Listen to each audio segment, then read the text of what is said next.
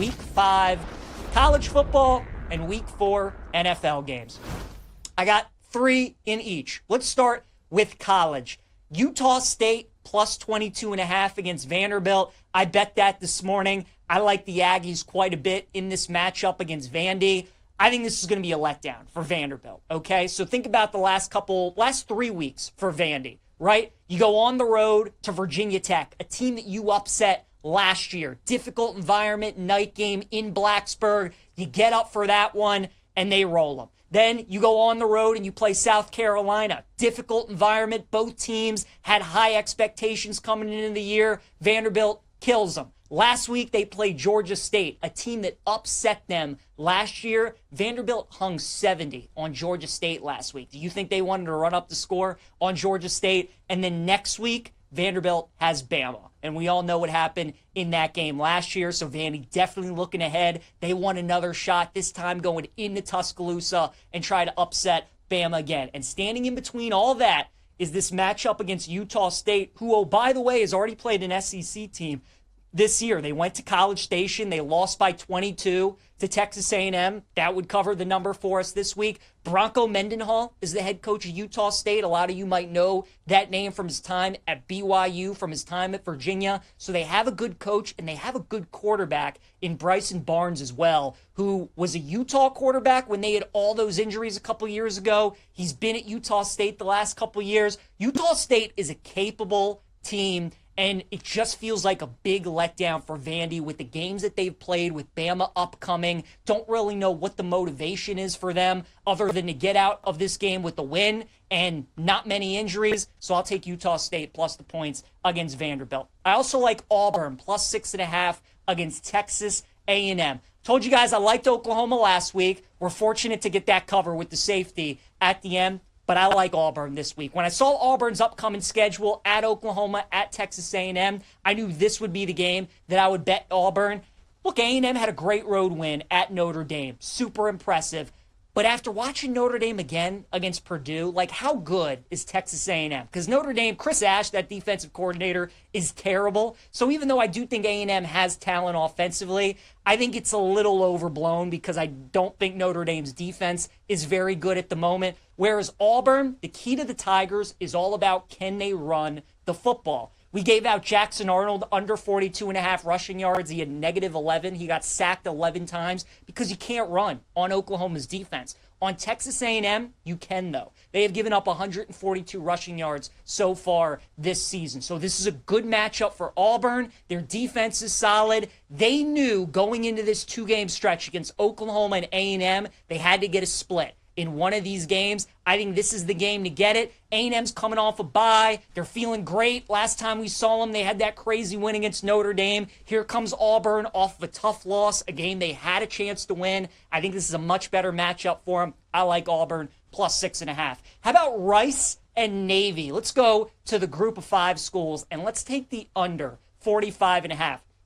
So Rice has a new head coach this season, and they run the wishbone, right? They run the triple option. They hardly throw the ball. This season, they've thrown the ball 53 times, and they've ran it 214 already. And Navy, we know what they want to do. They also want to run the football. You guys know all these stats when these military academy teams get together and it's Navy and Army or Army and Air Force, Navy and Air Force. These totals are all in the 30s. And the under always cashes in these games. But because it's Navy and Rice, and it's a first-year head coach, and not many people know that Rice is a triple option type team, I think there is some value on this total. So you're going to get a ton of running in this game. 2 teams that prepare against the triple option in defense every single day. If this was Army-Navy, this total would be in the 30s. Navy-Air Force, this total would be in the 30s. Navy-Rice, we're getting 45.5. I'm going under in that matchup.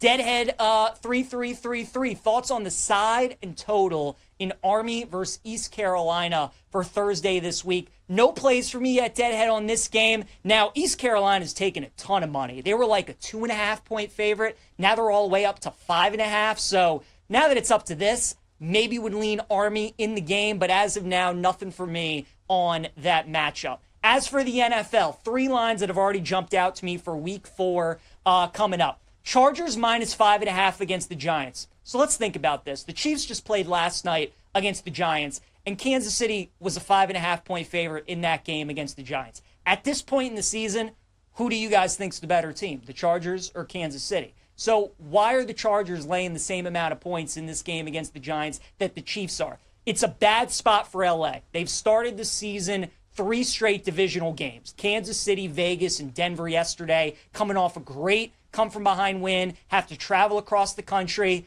get all of that. I think it's built into the line a little bit. But at this point, you guys, I think the Chargers are a good 2.5, 3 points better than Kansas City on a neutral. Like, Kansas City, as of right now, does not look good, where the Chargers look very good. And if the Giants are going to continue to roll with Russell Wilson, this is a team I have no interest in betting at all. So it just doesn't really make much sense to me that the Chargers are priced the same as Kansas City. I think anything under 7, good bet with LA. I laid the 5.5. I like the Chargers. Also, give me the Eagles, -3 at the Bucks. Condolences to anybody who had the Rams yesterday. That truly was an all-timer. Thankfully, we had no bet on that game, no official bet, but that was brutal.